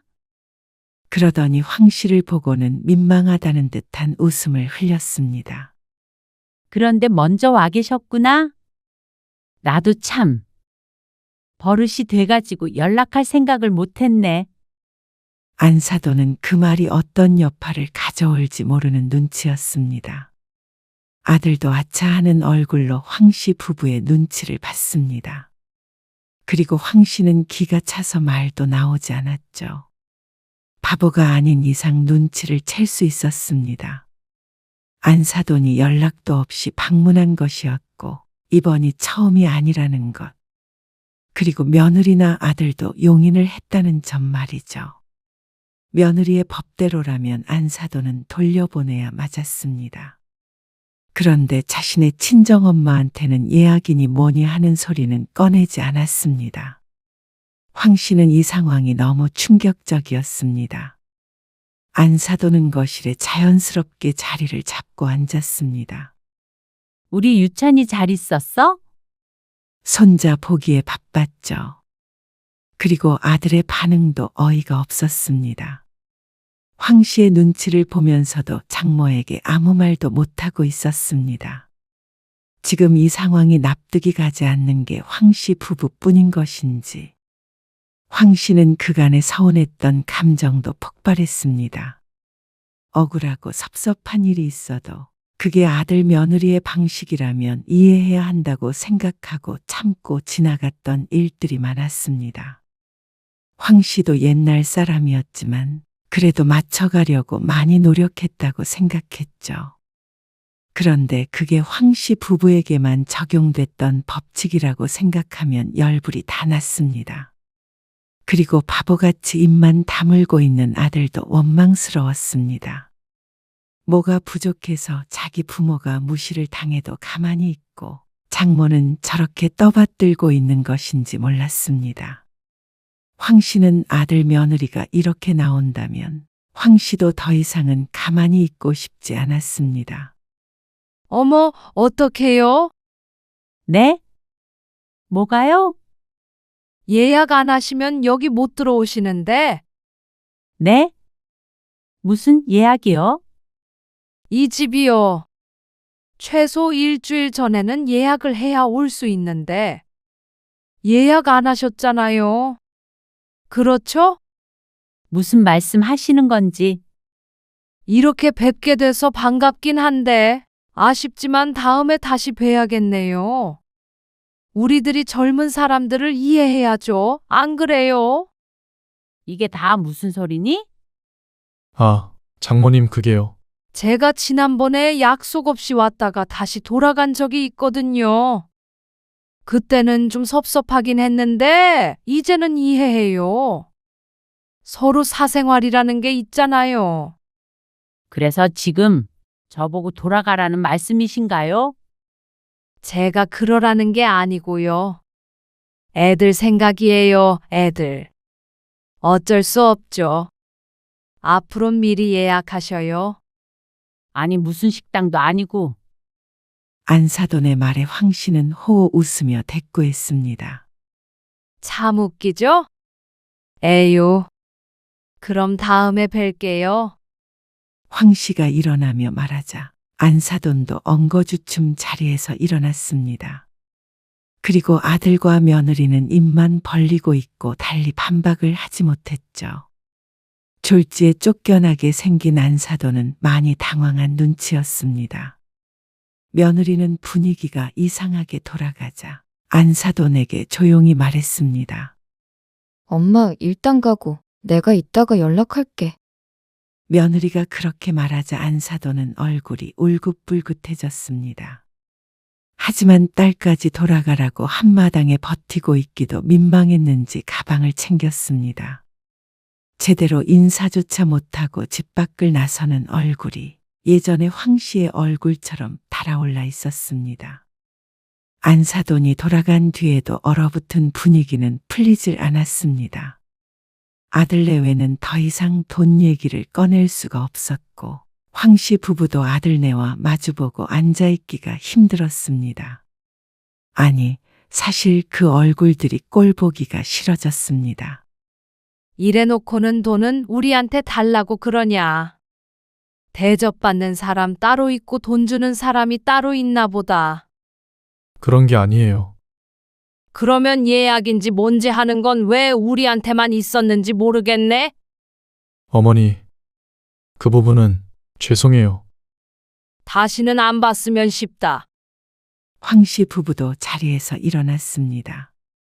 어머님, 며느리가 부르는 소리를 뒤로하고 황 씨는 그 집을 나왔습니다. 사실 마음 같아서는 1억을 줄 게 아니라 아들네가 살고 있는 집의 전세금이라도 다시 받아내고 싶었습니다. 그만큼 괘씸했습니다. 지난 시간들을 되돌리고 싶었죠. 황 씨는 그런 것도 모르고 며느리를 존중해야 한다며 바보짓을 해왔던 것 같았습니다. 게다가 호구처럼 손주까지 봐주니 아들 며느리가 무시할 만도 했습니다. 그럼 그렇지. 예약이니 뭐니 하는 말도 상식과는 어긋났던 일이었습니다. 그 뒤로 아들에게서 몇 차례 연락이 왔지만 무시했습니다. 앞으로는 다시는 보지 않겠다는 다짐을 하며 말이죠. 남편도 마음 약한 사람이었지만 이번만큼은 충격이 컸던 것 같았습니다. 휴대폰에서 아들의 번호를 차단해버리기까지 한 걸 보면 황 씨만큼이나 아들에게 실망한 듯 했죠. 반면에 아들 며느리는 애가 타들어갔습니다. 황 씨에게 부탁해야 할 일이 많았으니 말이죠. 그러니 자꾸만 미안하다며 연락을 해댔습니다. 어쩐지 전세가 역전이 된 것 같은 느낌이었습니다. 하지만 그 정도 사과의 마음이 움직일 리가 없었습니다. 그동안 당한 서름이 컸으니 말이죠. 그런 상태가 한 달 가까이 지속이 되자 아들과 며느리가 손자를 데리고 찾아왔습니다. 황 씨는 대문 앞에서 문만 살짝 열고 아들 며느리를 대면했습니다. 어쩐 일이야? 연락도 없이. 연락을 받으셔야 연락을 하고 오죠. 아들은 꽤나 억울한 듯 보였습니다. 저희 지금 좀 힘든 상태예요. 뭐가? 유찬이도 돌봐줄 사람이 없고 이사 문제도 그렇고요. 그러니까 그런 아쉬운 점들 때문에 황 씨 부부에게 숙이고 들어올 수밖에 없었던 듯했습니다. 사실상 갑은 아들 며느리가 아니라 황 씨 부부였는데 자식이라는 이유만으로 황 씨가 을 노릇을 해왔던 것 같았습니다. 하지만 아무리 전세가 역전되었다고는 하나 또다시 그 일을 할 마음은 없었습니다. 들어가서 얘기하면 안 될까요? 문만 열었지 안으로 들여보내주지 않는 황 씨에게 아들이 팔자 눈썹을 하며 말했습니다. 저희 얘기를 좀 들어보세요. 오해는 풀고 사과드릴 건 사과드리고 할게요. 네, 어머님. 이제 그런 일 없을 거예요. 그런 일? 어떤 일 말하는 거야? 예약인지 뭔지 그거 말하니? 안사도는 자유롭게 드나들고 말이야. 네, 이제 어머님도 미리 말씀 안 하고 오셔도 돼요. 싫다. 남의 집에 왜 말을 안 하고 가니? 남의 집이라뇨. 자식 집인데. 아니, 서로 사생활이 있는 거잖냐. 그런 의미로 이만 돌아가라. 네? 돌아가라고요? 그래. 내 집에 예약도 안 하고 와서 들어오겠다니 참 양심이 없다. 예약이요? 그래. 앞으로 오려면 너희도 예약하고 와. 그런다고 예약을 받아줄지 말지는 모르겠지만 어머니! 그럼 잘 가라. 그러고 문을 쾅 닫아버렸습니다. 손자를 데리고 오면 해결될 줄 아는지. 그렇게 황 씨 부부가 찾아갈 때는 매몰차더니 갑자기 태도를 바꾼 것이 육아나 돈이라고 생각하면 괘씸했습니다.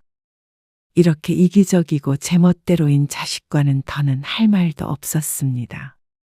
손자도 안 보면 될 일이었습니다. 아무리 손자가 예뻐도 아들 며느리에게 재산 떼주고 호구 노릇 해가며 보고 싶은 것은 아니었습니다. 그동안 자신들이 참 미련하게 살았다 싶었습니다. 이제라도 그 실체를 알게 됐으니 어떻게 보면 참 다행이었습니다. 따지고 보면 며느리가 고마운 일을 해준 것이었죠.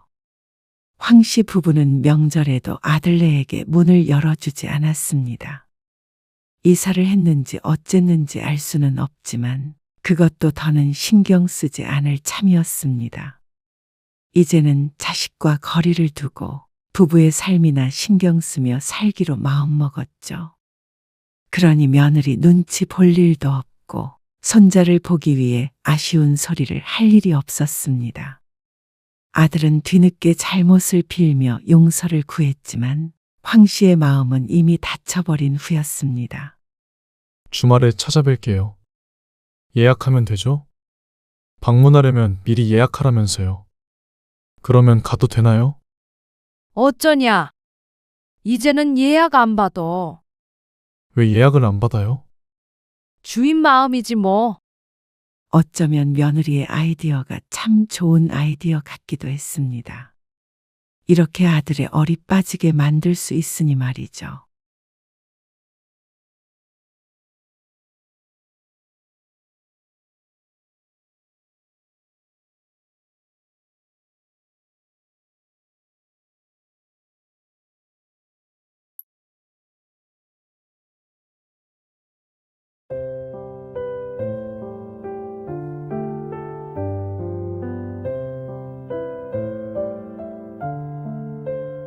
그러는 너희는 내가 우스운 모양이구나. 그런 게 아니라. 다시는 빌려줄 생각 없으니까 너희도 앞으로는 올 생각 말어. 어? 우리도. 그래. 앞으로는 너희가 오는 것도 허락하지 않을 거야. 그건 말이 안 되지. 어떻게 자식도 못 오게 해? 내 집을 나만 쓰겠다는데 뭐가 문제야? 아빠도 이런 집 온 거면 마당에서 다 같이 시간도 보내고 그럴 생각이었던 거 아니야? 아니, 네 엄마랑 한가하게 노후 생활하려고 온 거야. 그걸 너희가 망치고 있고. 오늘 이야기 속 주인공은 68세 김명준 씨입니다. 그리고 그의 딸과 사위에 관한 이야기이죠. 김 씨는 꿈에도 그리던 전원주택에 살지만 좋은 점보다 불편한 점이 더 많았습니다. 왕래가 없었던 친척이나 지인들까지도 찾아와 펜션처럼 쓰려고 하는 통에 사람이 무서워질 지경이었습니다. 그런데 다른 사람도 아니고 딸과 사위까지 그럴 줄은 몰랐습니다. 김 씨의 마당에서 야외 돌잔치를 열겠다는 딸. 그런데 그게 내 손주라면 당연히 대환영이었습니다. 하지만 딸내 자식도 아니고 사위의 여동생의 딸 돌잔치를 열겠다는 게 황당했습니다. 사위의 여동생은 결혼식 때 한 번 본 것이 다였고 사돈조차도 딱 2번밖에 보질 못했습니다. 어떤 발상으로 사돈의 집 마당에서 파티를 열겠다는 것인지 이해가 안 됐습니다. 딸과 사위의 적극적인 추천이 있었다는 사실을 알고 난 뒤에는 황당한 마음뿐이었습니다. 당사자의 의견은 반영하지 않고 내 집을 자기들 집처럼 쓰려는 것에 어이가 없었고 염치를 모르는 사돈도 기가 찼습니다. 제대로 박힌 정신이라면 남의 집 마당에서 돌잔치를 열 생각을 하지는 못할 테니 말이죠. 손해를 보고도 욕을 얻어먹고 나니 깨달은 바가 많았습니다. 아무리 자식이라도 선을 분명히 그어야 한다는 사실을 말이죠. 그래서 그 선을 이참에 제대로 그어주기로 결심했습니다. 김 씨는 딸이 하나 있었습니다. 세 가족이 함께 살다가 딸은 30에 독립해서 나갔습니다. 그러다가 32에 결혼을 했죠. 자식이 완전히 내 품을 떠나고 나니까 김 씨 부부도 노후의 삶에 대해 생각하게 되었습니다. 자식 키우며 앞만 보면서 달려왔던 삶이었습니다. 이제는 조금 내려놓고 살고 싶었죠. 은퇴도 했기에 더 이상 도시에 미련이 없었습니다. 또 그렇다고 병원도 없는 아주 외딴 곳에 살 용기는 없어서 서울과 멀지 않은 곳에 전원주택을 구입해 이사를 결심하게 하게 되었습니다. 자고로 사람은 땅을 밟고 살아야 한다고 했어. 나도 그건 들었어요. 몇 층 이상 올라가면 건강에 안 좋다고 하던데. 김 씨의 말에 아내가 맞장구 쳤습니다. 오랫동안 아파트 17층에서 살았는데 그래서 자꾸 무릎이 아팠나 보다 하며 말이죠. 그런데 집을 사면서 딸과 마찰이 조금 있었습니다. 그런 곳에서 집만 비싼 곳 살면 뭐 하려고 그래? 전원주택은 나중에 가격이 오르는 것도 아니고 오히려 떨어진다잖아. 떨어지면 어떻고 올라가면 어때? 앞으로 평생 살 집인데. 그래. 정원도 가꾸고 텃밭도 만들고 그렇게 살 거야. 엄마 아빠가 보여준 집은 정원이 너무 높지 않나? 둘이서 어떻게 관리를 하려고 그래? 나중에 후회할 것 같은데? 너무 과한 집이야. 둘이서 살기엔 좀 커 보이긴 하지만 그래도 금전적인 측면에서는 서울에 있는 아파트에 사는 것보다는 이득이었습니다. 그러니 딸이 못마땅해 하는 것도 이해가 가지 않았습니다. 우리 이사 갈 때나 좀 보태주지. 하지만 마지막 말에 무엇 때문에 심통이 났는지 알 것 같았죠. 하지만 김 씨 부부는 딸에겐 충분히 해줄 만큼 해줬다고 생각했습니다. 잘 못 살고 있는 것도 아니니까 딸 부부는 알아서 살 거라고 생각했습니다. 그래서 딸의 반대를 무릅쓰고 아파트를 처분해서 전원주택으로 이사를 했죠. 도시랑 멀지 않으면서도 한적한 곳이었습니다. 매일 찻소리만 듣다가 새소리가 들리는 곳으로 가니까 숨이 탁 트이는 것 같았습니다. 그런데 반대하던 딸도 막상 김 씨 부부가 이사를 하니 주말마다 찾아왔습니다. 요즘 이런 펜션 같은 데 놀러 가려면 하룻밤에 30만 원 정도는 하던데. 그래? 최소한 그렇지. 건물 전체를 다 쓰는 거니까. 마당에 수영장도 있으면 좋긴 하겠다. 나중에 너 애 낳으면 수영장은 생각해 볼게. 바깥에서 고기 구워 먹으니까 좋긴 하네. 그러게 뭘 했어. 김 씨는 고기 구워 먹는 게 좋다기보다는 그냥 자연 안에 있는 것 같아서 좋았습니다. 열심히 일하고 살았던 보상을 받은 것 같은 기분이었죠. 오죽했으면 딸도 이렇게 좋다고 자주 올 정도였습니다. 그리고 그렇게 생각한 것은 딸만이 아니었습니다. 여보세요. 오빠, 이번에 우리 애들 휴가 때 다 같이 놀러 가기로 했거든. 근데 오빠네 집에 가면 안 될까? 우리 집에? 어차피 마당에서 고기 구워 먹고 노는 건데. 멀리 바닷가까지 가서 돈 쓰는 것보다 그게 나을 것 같아서. 물론 간 김에 오빠랑 언니 얼굴도 오랜만에 보고 좋지 뭐. 무슨 휴가를 우리 집으로 와. 주희 엄마도 요즘 무릎 아파서 너희 와도 대접도 못해. 대접할 게 뭐가 있어? 우리가 알아서 장도 다 봐갈 거야. 가서 준비도 우리가 할 거고. 언니 오빠는 아무것도 안 하고 고기나 먹어. 이사한 지 한 달도 되지 않았을 때였습니다. 그리고 그게 시작에 불과했습니다. 그 뒤로 비슷한 연락을 한 달에 2~3번은 듣곤 했습니다. 친한 친구, 가족, 먼 지인까지 포함되어 있었습니다. 김 씨는 이사하고 나서 자신의 인간관계가 이렇게 넓었나 하는 실없는 생각을 하기도 했습니다. 이제 아무도 부르지 말자. 결과적으로는 이사한 지 반년도 안 돼서 이런 결심을 하게 되었습니다. 처음엔 멋모르고 사람들을 초대했는데 차라리 다시 서울로 이사 가는 게 낫겠다 싶을 정도로 시달리고 난 뒤에 얻은 교훈이었습니다. 물론 김 씨의 딸은 예외였죠. 아빠, 다음 주에 갈게. 다음 주? 바쁜 일은 끝났나 보네. 응. 그래서 오랜만에 가서 쉬다 오게. 잘 됐다. 김 씨는 딸의 전화를 반갑게 받았습니다. 마침 딸과 사위가 좀 와줬으면 했는데 먼저 오겠다고 하니 반가웠죠. 왜? 안 그래도 마당 정리 좀 하려는데 엄마는 이모 만나러 서울 간다잖냐. 마당 정리? 그래. 풀이 좀 자라서 좀 지저분해. 그걸 우리 보고 하라고. 아빠가 예초기 돌리면 너희가 풀만 좀 긁어내주면 좋겠는데. 저번에 다친 어깨가 아직도 좀 아파서 말이야. 아, 그래? 딸은 일단 알겠다며 전화를 끊었습니다. 그리고 아내에게도 딸 부부가 오니 걱정 말라고 안심을 시켰죠. 그런데 바로 다음 날 딸에게서 다시 전화가 왔습니다. 아빠, 다음 주에 못 갈 것 같아. 왜? 무슨 일 있어? 바쁜 일이 생겼네. 갑작스레 방문을 취소한 딸.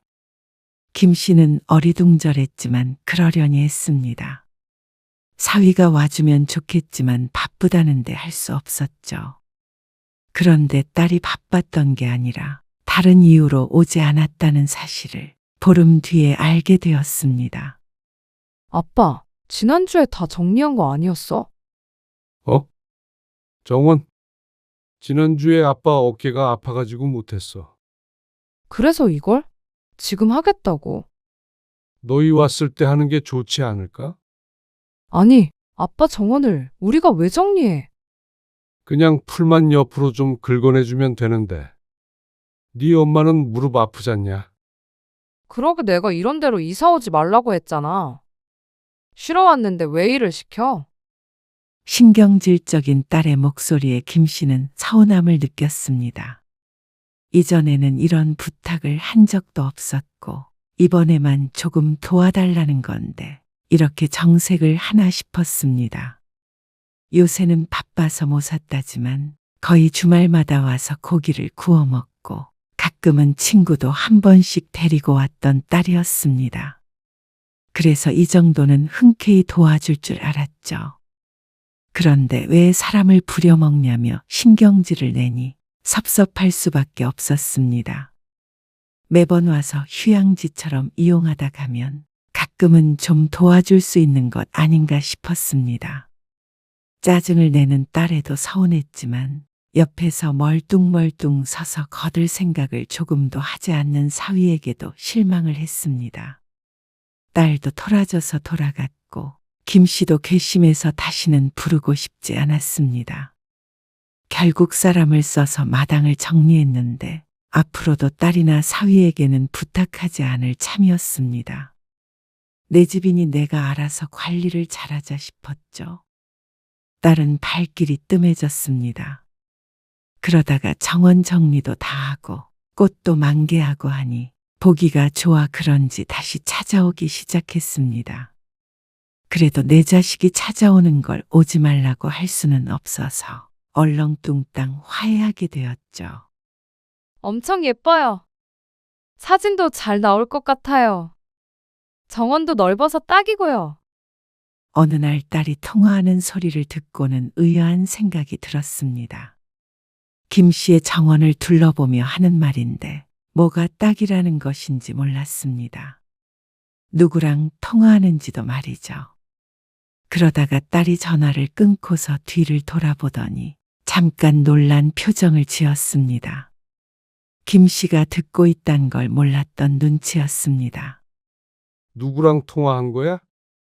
그냥 제대로 된 대답을 하지 않고 얼버무린 딸을 보고는 김 씨가 어깨를 으쓱하고 등을 돌렸습니다. 그런데 등 뒤에서 찰칵거리는 셔터 소리가 들렸습니다. 마당 사진을 찍고 있는 걸 보니 누구에게 자랑이라도 하려는 모양이었죠. 그런데 바로 다음 주가 되었을 때 김 씨는 깜짝 놀랐습니다. 딸과 사위가 왔는데 둘만 온 것이 아니었습니다. 어머, 정원이 정말 예쁘네요. 사돈과 함께였습니다. 장인어른, 여기 제 여동생이에요. 아, 안녕하세요. 예전에 한번 뵀죠. 안사돈과 둘이서 딸 부부를 따라왔는데 사전에 어떤 말도 듣지 못한 김 씨는 당황스러울 수밖에 없었습니다. 손님을 맞을 아무런 준비가 되어 있지 않았습니다. 그런데 인사 후에 보인 네 사람의 행동이 좀 이상했습니다. 여기다가 놓으면 되겠다. 한 8개 정도 놓아도 넉넉할 것 같죠? 꽃은 없어도 되겠네. 정말 사진 잘 나오겠어요. 김 씨의 정원을 가리키며 도무지 무슨 얘기를 하는지 몰랐습니다. 지금 무슨? 김 씨가 어리둥절해하자 안사돈이 조금 놀라며 말했습니다. 어? 사돈께 허락받은 일 아니었니? 안사돈이 김 씨의 딸을 돌아보며 물었고 딸은 김 씨에게 윙크인지 뭔지 모를 눈짓을 보내며 대꾸했습니다. 저희 아빠가 흔쾌히 허락하셨어요. 그치, 아빠? 돌잔치 말이야. 돌잔치? 네, 저희 애기 돌잔치 여기서 하면 너무 좋을 것 같아요. 날이 좋아서 야외에서 하고 싶긴 했는데 고민이 많았거든요. 근데 오빠랑 새언니가 여길 추천해줘서 다행이에요. 황당해서 말을 못하고 있는 것인데 사돈네는 김 씨가 이 일을 정말로 흔쾌히 허락한 줄 아는 모양이었습니다.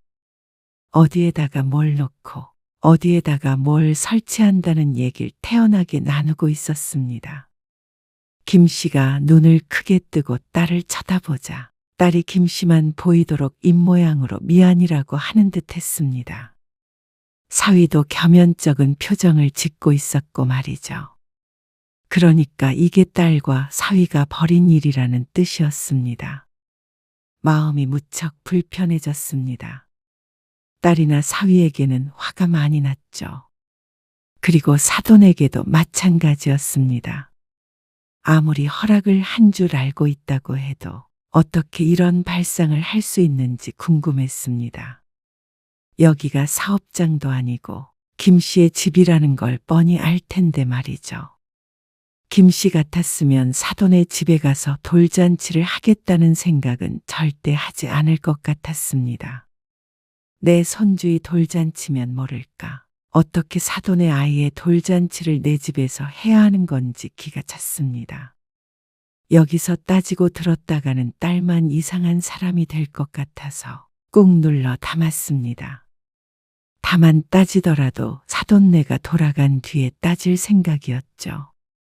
그런데 사위와 딸은 사돈과 함께 돌아가 버렸습니다. 그것마저도 욕먹기 싫은 작전 같은 건가 싶었습니다. 너 정말 제정신이야? 딸에게 오랜만에 험한 말이 나왔습니다. 그런데 말을 안 할 수가 없었습니다. 아빠 그게 말이야. 우리 집 사진을 보여줬더니 신우이가 딱 거기가 좋겠다는 거야. 그런다고 남의 집에서 돌잔치를 하는 사람이 어디 있어? 에이, 따지고 보면 완전히 남은 아니지. 너네 애도 아니고 본 적도 없는 사돈애기 돌잔치를 내 집 마당에서 해야 한다는 거야? 그럼 어떡해? 거기서 내가 안 된다고 해? 안 된다고 했어야지. 어떻게 그래?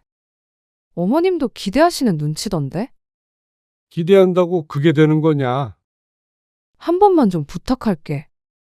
너희는 참, 지난번에 풀 깎는 거 한번 같이 하자고 했을 때는 그렇게 짜증을 내더니 이제는 멋대로 파티 장소로 쓰려고 해? 양심이 있냐? 그러자 딸도 할 말이 없었는지 침묵했습니다.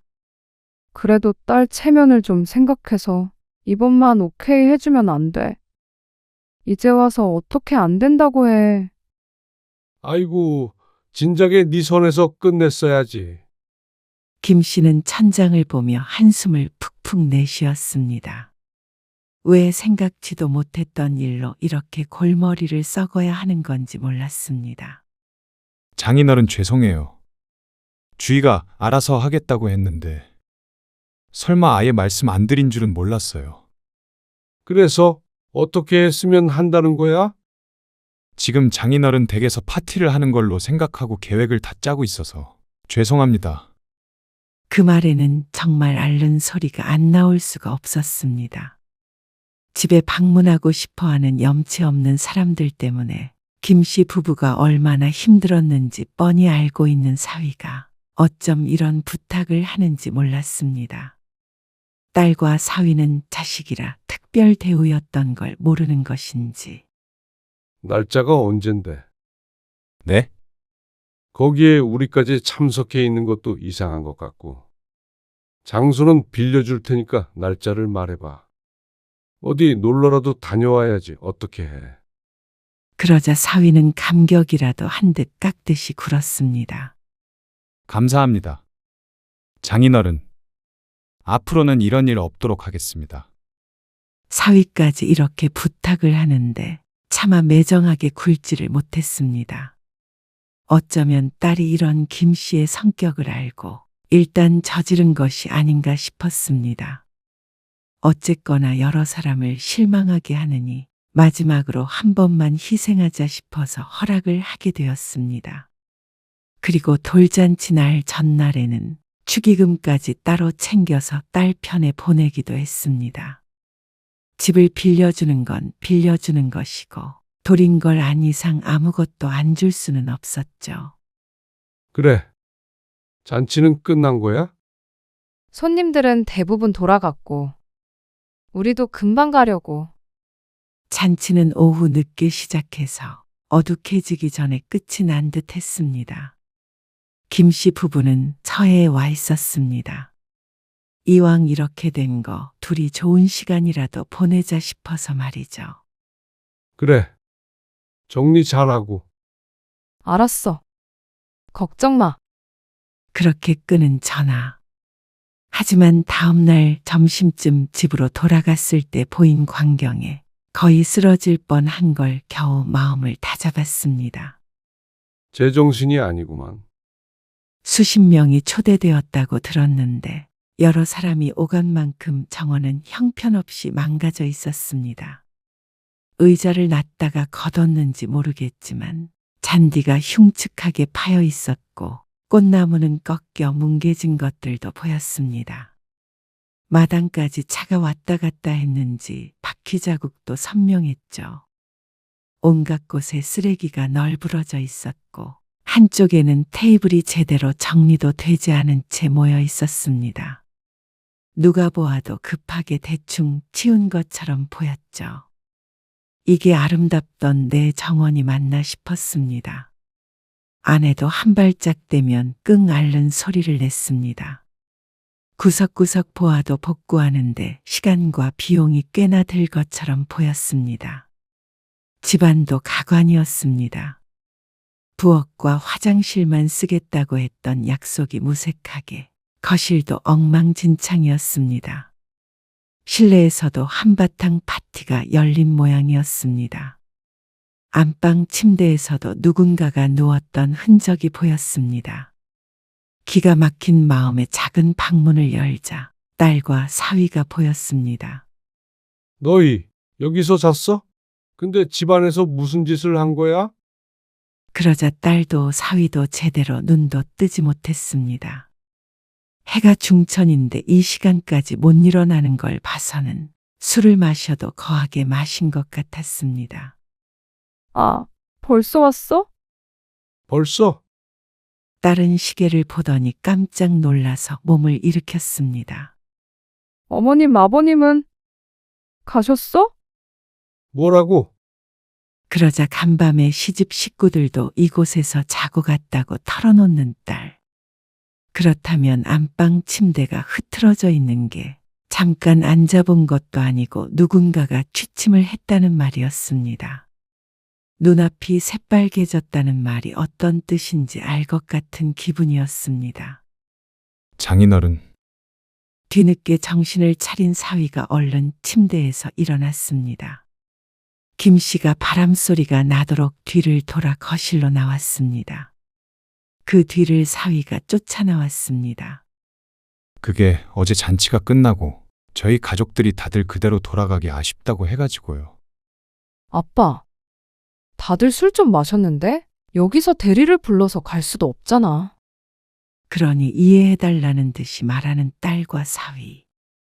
지금 이 상황을 어째서 김 씨가 이해해줘야 하는 것인지 몰랐습니다. 미리 허락을 구한 것도 아니었고 정성스레 관리한 정원은 망가졌고 집도 엉망이었습니다. 돈을 받고 빌려줬어도 이렇게 함부로 사용하지는 않을 것 같았습니다. 어떻게 사람이 살고 있는 집을 이 지경으로 만들어 놓을 수 있는 것인지 몰랐습니다. 그것도 사돈이라는 사람들이 말이죠. 김 씨는 충격이 컸습니다. 나는 이거 이대로는 못 둬. 당장 사람 써서 실내 다 청소하고 정원도 업체 불러서 원상복구 해놔. 업체를 부르라고. 그냥 우리가 대충 치우고 갈게. 대충? 아니, 진짜 대충 치울 건 아니고. 돈까지 쓸 필요는 없다. 이 소리지. 집 주인이 그렇게 하라는데 왜 그걸 너희가 판단을 해? 장인어른, 제가 깨끗하게 치울게요. 너희가 잔디도 다시 깔고 할 수가 있어. 에이, 잔디까지요? 그래. 엉망이 됐던데. 망가진 부분은 보수를 해야 할 거 아니야? 화단도 그렇고. 아빠, 그렇게 하나하나 따지면 끝이 없지. 그러더니 김 씨가 너무 예민하다는 딸. 어처구니가 없었습니다. 피해자는 김 씨고 가해자는 딸 부부인데 어째서 가해자가 피해자를 나무라는 것인지 몰랐습니다. 깨끗하게 쓴다고 약속을 했고 실내는 화장실하고 부엌만 쓴다고 했던 거 잊었어? 약속 다 무시하고 난장판을 만들었으면 제대로 책임을 져야 할 거 아니야? 자식이 엄마 아빠 집 좀 빌렸다고 원상복구까지 하라는 건 너무하지. 요즘 펜션도 그렇게까지 간단하게는 안 해. 장인어른, 저 청소 잘해요. 저한테 맡겨주세요. 혼자서는 어림도 없는 일이었습니다.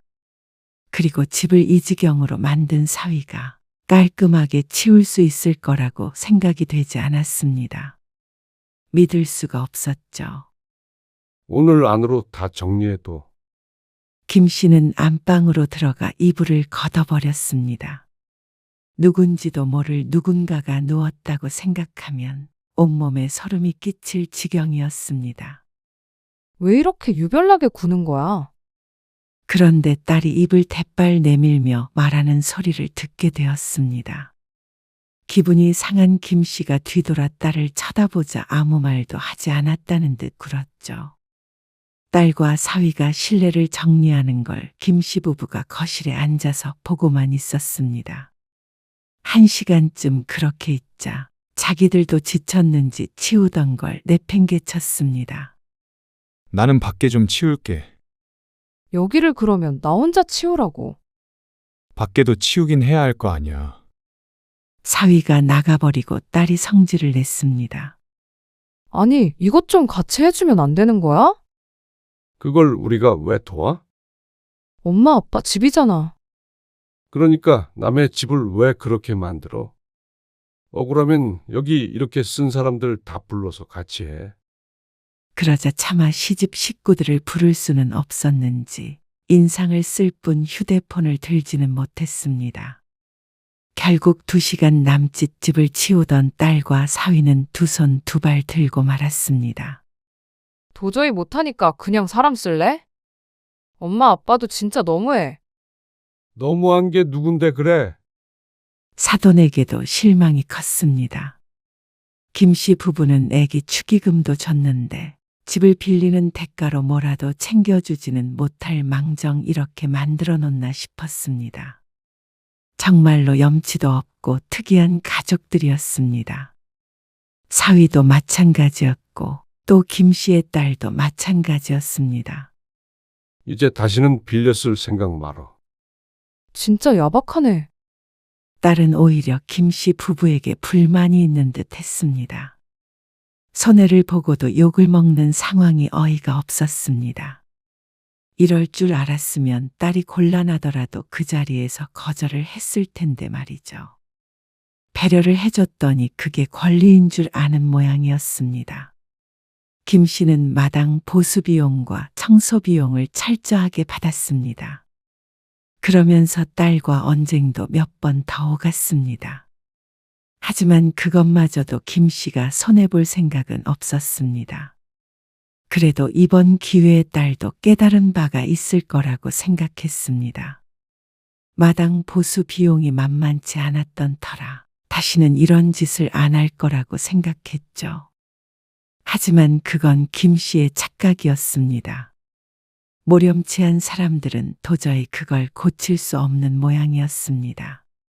아, 시아버지가 이번 휴가에 한 번 더 빌려달라고. 말이 되는 소리를 해라. 나도 안 된다는 식으로 말씀드리긴 했는데, 안 된다는 식이 아니라 안 되는 거야.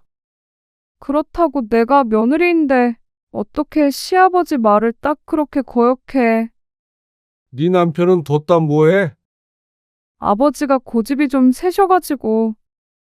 그러는 너희는 내가 우스운 모양이구나. 그런 게 아니라. 다시는 빌려줄 생각 없으니까 너희도 앞으로는 올 생각 말어. 어? 우리도. 그래. 앞으로는 너희가 오는 것도 허락하지 않을 거야. 그건 말이 안 되지. 어떻게 자식도 못 오게 해? 내 집을 나만 쓰겠다는데 뭐가 문제야? 아빠도 이런 집 온 거면 마당에서 다 같이 시간도 보내고 그럴 생각이었던 거 아니야? 아니, 네 엄마랑 한가하게 노후 생활하려고 온 거야. 그걸 너희가 망치고 있고. 내년엔 마당 정리하는 것도 좀 도와줄게. 됐어. 돈 주고 하니까 세상 편하더라. 아이 진짜. 왜 이래? 일단 다음 주에 갈 테니까 그때 가서 얘기해. 오지 말라니까. 김 씨의 말은 듣지도 않는 딸 때문에 어쩔 수 없었습니다. 김 씨는 특단의 조치를 취하기로 결심했습니다. 다음 날부터 김 씨는 무척 바빠졌습니다. 그리고 딸이 다음 주에 왔을 때 집 상태를 보고는 입을 떡 벌렸습니다. 이게 뭐야? 딸이 미뤄져친 대문 때문에 경보음이 크게 울렸습니다. 김 씨가 나가보니 당황한 딸과 사위가 보였습니다. 사이렌 소리가 크게 울리자 딸이 허둥지둥 꺼보려고 문을 닫았지만 여전히 소리는 줄어들지 않았습니다. 김 씨의 전화가 울렸습니다. 경비업체였습니다. 아, 제 딸이 왔는데요. 문제 없습니다. 그러자 거짓말같이 소리가 멈췄죠. 누가 남의 집에 마음대로 들어와? 김 씨가 대문 안쪽에서 딸에게 말을 걸자 화들짝 놀라며 딸이 대꾸했습니다. 이게 무슨 소리야? 그리고 담장이랑 대문이 왜 이래? 본래는 낮은 담장에 대문도 키가 작아서 마음만 먹으면 밖에서 정원으로 넘어올 수도 있는 곳이었습니다. 그런데 군대에서 쓸 법한 철조망을 담장 위에 설치해놨고 대문은 키가 큰 것으로 교체를 해놓았습니다. 미관상 보기는 좋지 않았지만 쉽게 접근할 엄두가 나지는 않았습니다. 급하게 하느라 어설픈 부분도 있긴 했지만 확실한 건 누구도 들어오길 원하지 않는다는 뜻은 정확히 보인다는 것이었습니다. 그리고 곳곳에 새로 설치한 CCTV와 보안 센서들.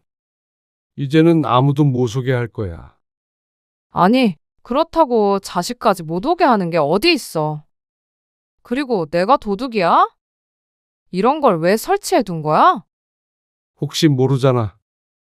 우리가 집을 비운 사이에 전처럼 누구든 데려와서 난리를 피울지. 아빠, 그러니까 앞으로는 함부로 오지 말어. 정말 너무한다. 담을 사이에 두고 이야기하는 김 씨와 딸. 문조차 열어주지 않은 김 씨는 딸에게 돌아가라고 말했습니다. 딸도 돌아가는 것 외에는 달리 할 수 있는 일이 없었죠. 나중에 외롭다고 하지나 말어. 딸이 화가 나 말했습니다. 하지만 그럴 일은 없을 것 같았습니다. 사람들이 제 집처럼 드나들며 평화를 해치는 것보다는 차라리 조금 외로운 게 나았으니 말이죠. 김 씨는 그날 이후로 명절에도 딸의 방문을 거절했습니다. 몇 번 더 오겠다는 의사를 내비쳤던 딸은 나중엔 포기를 했습니다. 그리고 집을 이렇게 바꾼 뒤로는 친척들도 김 씨의 집에 오겠다는 말은 하지 않았습니다.